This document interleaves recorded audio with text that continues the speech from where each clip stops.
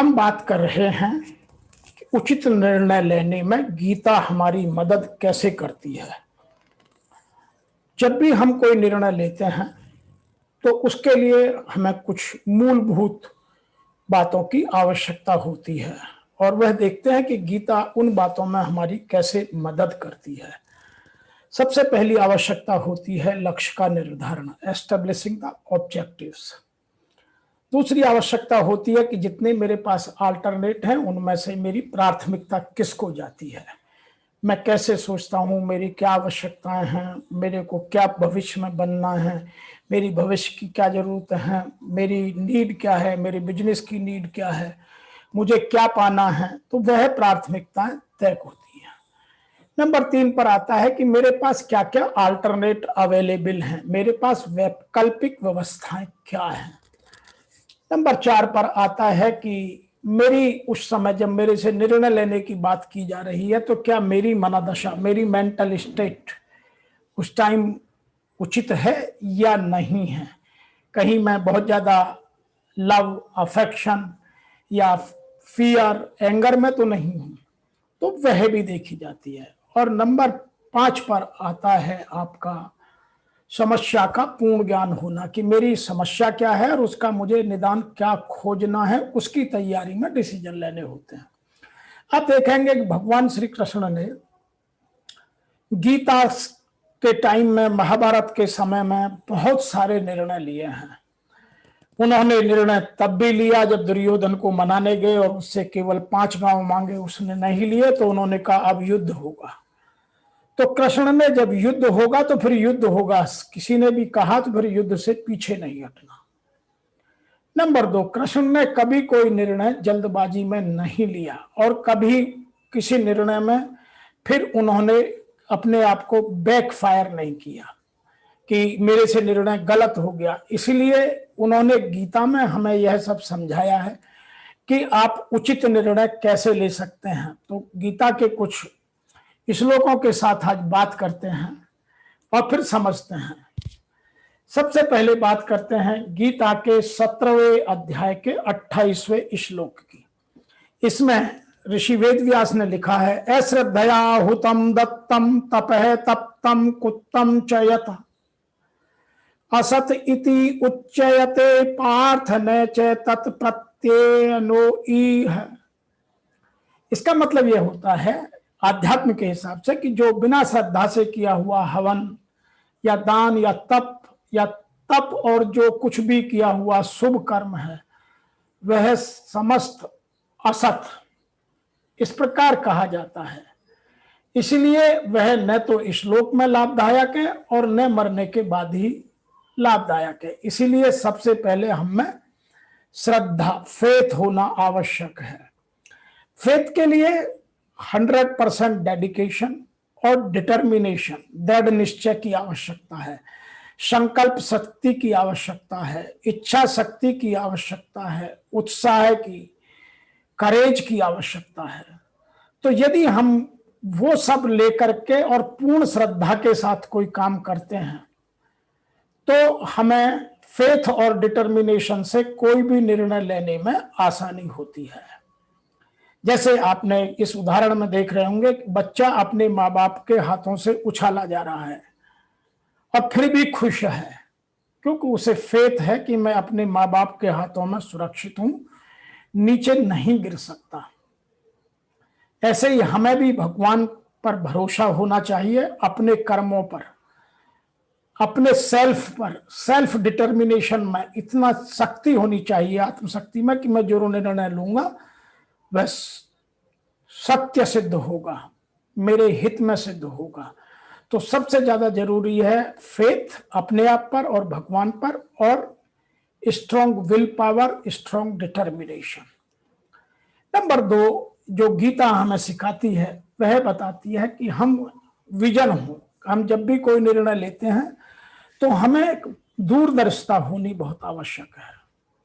गीता के 18वें अध्याय के 37वें और 38वें श्लोक में ऋषि वेदव्यास ने लिखा है, यत तत अग्रे विषयम इव परिणामे अमृत मतोपयम।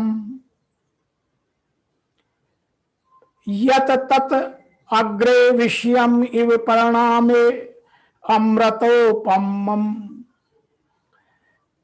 तत् सुखम सात्विकम प्रियोक्तम आत्मबुद्धि प्रसादजम विषय इंद्रिय संयोगात यत तत अग्रे अमृतोपयम परिणामे विषम इव तत् सुखम राजसम स्मृतम। इसका मतलब यह निकलता है कि जो सुख विषय और इंद्रियों के संयोग से होता है वह पहले भोग काल में अमृत के तुल्य प्रतीत होता है। उस टाइम वो अच्छा लगता है कि I am taking the nectar, पर परिणाम में वह विषतुल्य होता है। उससे आपका बल, वीर्य, बुद्धि, धन, उत्साह और परलोक का नाश होने वाले विषय और इंद्रियों के संयोग से होने वाले सुख को परिणाम में विष को तुल्य कहा गया है। इसीलिए इन सबको गीता ने कहा है कि आपको राजस सुख से दूर रहना चाहिए, तामसी सुखों से भी और राजसी सुखों से भी। जैसे एक विद्यार्थी को आराम, नींद, भोग, प्रमाद, आलस्य, निद्रा शुरू में अच्छे लगते हैं क्योंकि वह मेहनत नहीं करना चाहता, आराम से चाहता है। लेकिन पूरी जिंदगी जब वह नौकरी नहीं मिलती है या बिजनेस सक्सेस नहीं होता है तो वह पूरी जिंदगी उसकी कीमत देता रहता है और बाद में वह जो शुरू में उसको लगता था कि मैं अमृत ले रहा हूं वह विष के तुल्य हो जाता है। तो ऐसे ही हम जब लोग आराम को, सुख को, मान सम्मान को, इंद्रिय भोग को, प्रमाद को, आलस्य को, निद्रा को जब महानता देने लगते हैं तो हम ये चीजें इनवाइट करने लगते हैं। हमें फोकस किस पर करना चाहिए? मेहनत पर, कड़ी मेहनत पर, साहस पर, उत्साह पर, दूरदर्शिता पर, जीवन में अनुशासन पर, हाई लेवल ऑफ डिसिप्लिन, मेरा उचित आहार हो, मेरा उचित व्यवहार हो, मेरी उचित निद्रा हो।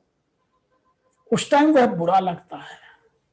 तो जो चीजें शुरू में बहुत अच्छी लगती हैं, जो भोग विलास को बढ़ाती हैं, वह कभी भी हमारे लिए उचित निर्णय नहीं हो सकते। और जो चीजें उस टाइम थोड़ी कठिन लगती हैं लेकिन उनके परिणाम अच्छे निकलते हैं तो हमें उन चीजों पर फोकस करना चाहिए। हमें कभी भी कंफर्ट जोन में नहीं रहना चाहिए, हमेशा कंफर्ट जोन से बाहर रहना चाहिए। जो कंफर्ट जोन में रहते हैं वो प्रोग्रेस नहीं कर पाते हैं, वो अच्छे निर्णय नहीं ले पाते हैं। जो लोग हमेशा आलसी होते हैं वो ना तो साहसी बन पाते हैं ना उत्साही बन पाते हैं। इसीलिए वो या तो बहुत ज्यादा सोने लगते हैं या बहुत कम सोते हैं, गलत हरकतों में फंस जाते हैं। तो गीता हमें यह समझाती है कि जो चीज शुरू में इंद्रियों के भोग के लिए है या सुख का विषय बनती है, बाद में वह विष के तुल्य हो जाती है। और जो चीज वर्तमान में आपको कड़ी मेहनत, उत्साह, दूरदर्शिता, अनुशासन जीवन में लाती है, उचित आचार व्यवहार और उचित निद्रा की ओर ले जाती है, वह आपको सक्सेस की ओर ले जाती है। तो हमें अपने जीवन में निर्णय लेने से पहले हमें हाई विजनरी होना चाहिए कि मैं अपने भविष्य को कैसे संवारना चाहता हूं। गीता हमें यह समझाती है। नंबर 3 पर है बैलेंस ऑफ माइंड। हमारा दिमाग कभी भी, हम दिल और दिमाग की लड़ाई के बीच ना फंस जाएं। बहुत सारे लोग बहुत सारे घर में की समस्याओं में, व्यावसायिक समस्याओं में, सामाजिक समस्याओं में या राजनीतिक समस्याओं में कभी मन के चक्कर में फंस जाते हैं, कभी दिल के चक्कर में फंस जाते हैं। तो यहां गीता में लिखा गया है, यम ही न व्यथन्ति एते पुरुषम पुरुषभ सम दुख सुखम धीरम सह अमृत विवा कल्पते। यहां यह समझाने की कोशिश की है कि जो पुरुष श्रेष्ठ सुख दुख को समान समझते हैं, जिस धीर पुरुष को ये इंद्रियां विषयों के संयोग व्याकुल नहीं करते, जो अपने इंद्रिय भोग से बचा रहता है, जो अपने मन का दास नहीं बनता, जो लालची नहीं होता, जो इंद्रिय भोगों में लिप्त नहीं होता, जो सेल्फिश नहीं सोचता, जो हमेशा विन विन सिचुएशन के डिसीजन लेता है, जो मन और बुद्धि के बीच के द्वंद्व में नहीं फंसता, जो सदैव विवेक से कार्य करता है, सुख दुख को समान समझता है, समता भाव का विकास करता है और स्पिरिचुअल कोशेंट को बढ़ाता है कि मैं जो भी निर्णय लूं उसमें ज्यादा से ज्यादा लोगों का कैसे भला हो, तो वह बैलेंस ऑफ माइंड कहलाता है। और उस परिस्थिति में लिया हुआ निर्णय सदैव सार्थक और कल्याणकारी होता है। नंबर नेक्स्ट आता है कीप योर गोल्स हाई। हमें अपने जीवन के लक्ष्य हमेशा उच्च रखने चाहिए और लक्ष्यों पर केंद्रित रहना चाहिए। यह गीता के 3 अध्याय के 21वें श्लोक में भगवान श्री कृष्ण ने अर्जुन से स्पष्ट कहा है, यत यत आचरति श्रेष्ठ तत तत एव इतरः जनः से यत प्रमाणम कुरुते लोक तत् अनुवर्तते। जैसा जैसा श्रेष्ठ पुरुष आचरण करता है, अन्य लोग भी वैसा वैसा आचरण ही करते हैं। वह यह प्रमाणित कर देता है कि समस्त मनुष्य समुदाय उसी के अनुसार उसको नियम मानकर चलने लगता है। तो हमें अपना वैल्यू सिस्टम, अपना इथिक्स, अपना प्रिंसिपल्स, अपनी ह्यूमैनिटी, अपनी काइंडनेस, हमें लोक मर्यादाओं का ध्यान, अपने मूल्यों का ध्यान इस तरह से निर्धारित करना चाहिए कि वह समाज के लिए एक रोल मॉडल की तरह उदाहरण बनकर समाज को राह दिखा सके। तो हम हमेशा, चाहे वो हमारे प्रिंसिपल हो, चाहे वो हमारे वैल्यू सिस्टम हो, चाहे वो सोशल वैल्यूज हो, या हमारे पर्सनल डिसीजंस की वैल्यूज हो, वो इतनी हाई होनी चाहिए कि लोग उनका बाद में अनुसरण करें। वह अपने सेल्फिश ना हो, केवल अपने तक सीमित ना हो, दूसरों के कल्याण की बात करते हो। यह गीता हमें बताती है। और यदि हम इन चीजों को ध्यान में रखकर निर्णय लेते हैं तो हमारा मान सम्मान भी बढ़ेगा और हमारा निर्णय में लोग हमारी मदद करेंगे और उसका दूर तक दीर्घकालिक परिणाम होगा और हमारा जीवन में समृद्धि और संतुष्टि के रास्ते पर हम आगे बढ़ेंगे। नंबर नेक्स्ट प्रोसेस है avoid decisions in extreme emotions. Gita हमें सिखाती है कि जब कभी हम एक्सट्रीम इमोशन में हो तो हमें डिसीजन लेने से बचना चाहिए। आपको हमारे इतिहास में, हमारे धार्मिक ग्रंथों में बहुत जगह ऐसे उदाहरण मिलेंगे जब एक्सट्रीम में निर्णय लिए। जैसे राजा दशरथ ने जब एक्सट्रीम में जाकर के 2 वचन दिए तो उनका परिणाम हमने देखा। और जब हम कोई आदमी बहुत खुश होता है तो उससे कुछ भी मांग दे तो कुछ भी दे देता है, बाद में परेशान होता है। जब कोई दुखी होता है तो हम जरा सी भी बात कहें तो वह अपने आप को दुखी करके और उसको उल्टा समझने लगता है। इसीलिए गीता के 6वें अध्याय का 5वां श्लोक हमें यह बताता है, ऋषि वेदव्यास जी ने लिखा है, उद्धरेत आत्मना आत्मानं न आत्मानं अवसादयेत, आत्मा एव ही आत्मनः बंधु आत्मा एव रिपु आत्मनः। अपने विवेक युक्त मन द्वारा, मन नहीं विवेक से, जो लोग वेद द्वारा निर्णय लेते हैं, क्योंकि मन में एक्सट्रीम इमोशंस आते हैं, विवेक में नहीं। मन कभी हमारा नाराज होता है, मन कभी प्रसन्न होता है, मन किसी से अटैच हो जाता है, मन किसी से कभी जेलस हो जाता है, मन किसी से हेट करता है, मन किसी से लव करता है, लेकिन विवेक नहीं। तो हमें विवेक द्वारा निर्णय लेने की बात गीता सिखाती है। गीता इस उदाहरण से यह भी समझाती है कि हमें किसी भी भाव में आसक्ति नहीं पैदा होनी चाहिए। आसक्ति से दूर रहना है, हमें लालची नहीं बनना है।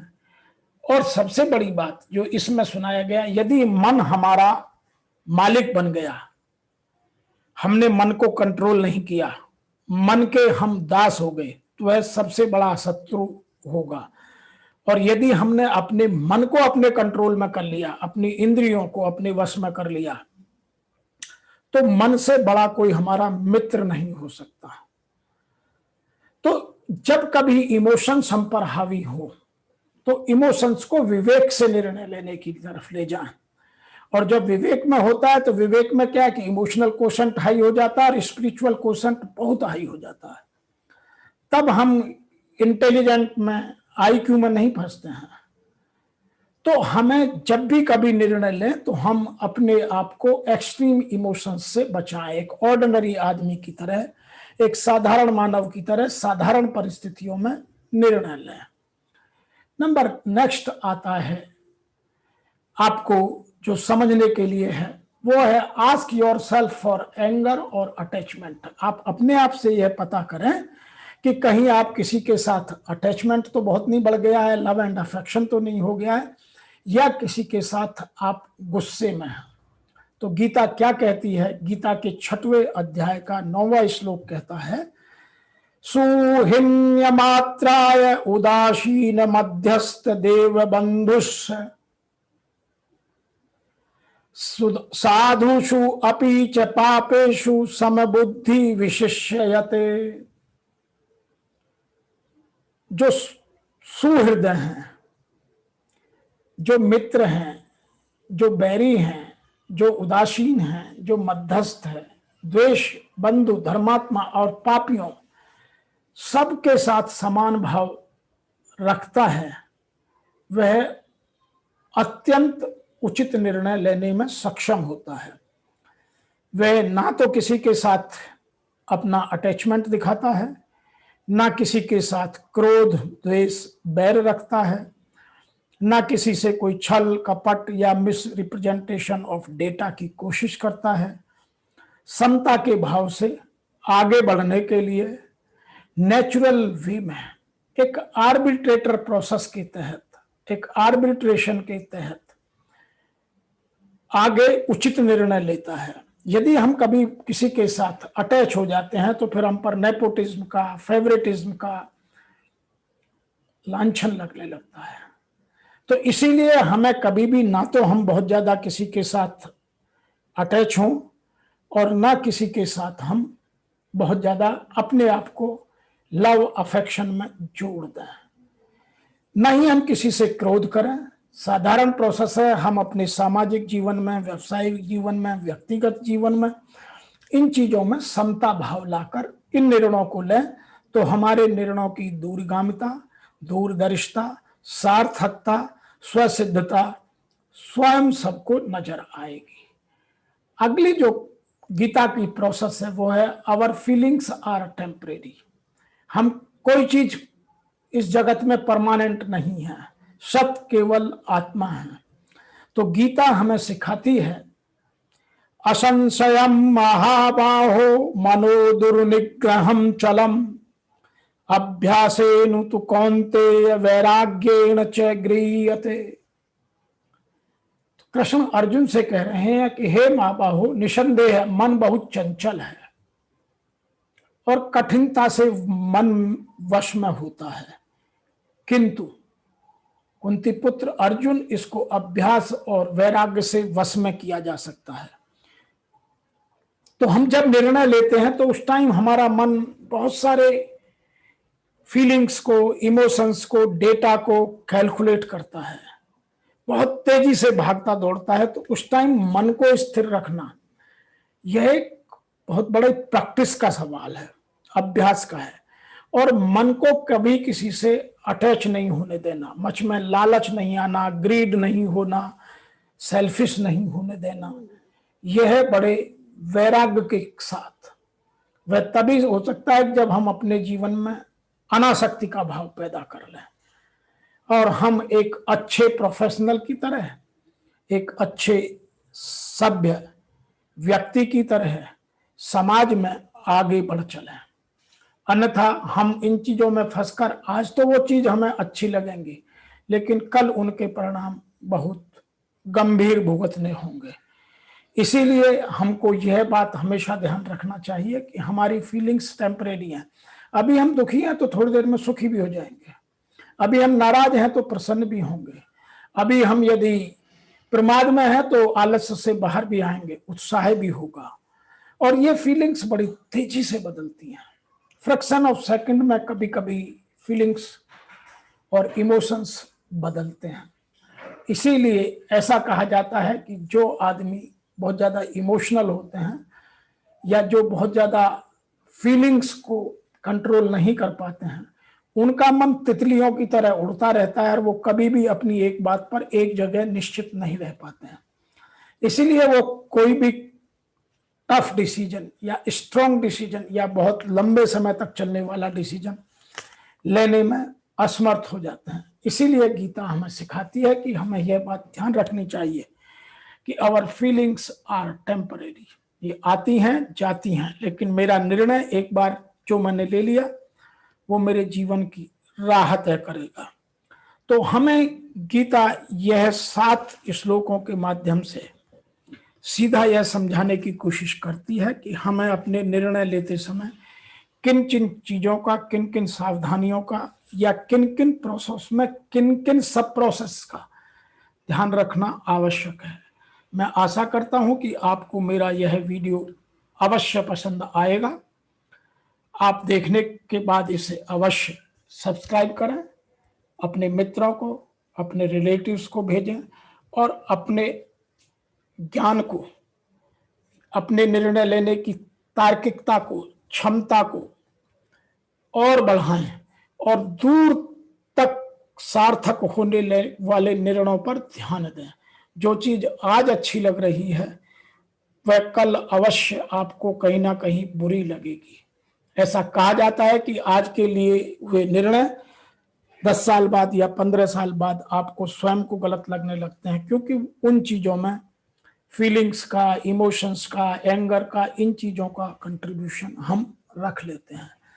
तो आप अपनी इन चीजों से डेवलप कीजिए, गीता से अपने जीवन को सफल बनाने में और आत्मा को उसके उत्कृष्ट तक ले जाने में, समाज में एक उत्कृष्ट व्यक्ति की तरह जीने में, अपने आप को सफल बनाने में गीता के योगदान का लाभ उठाइए।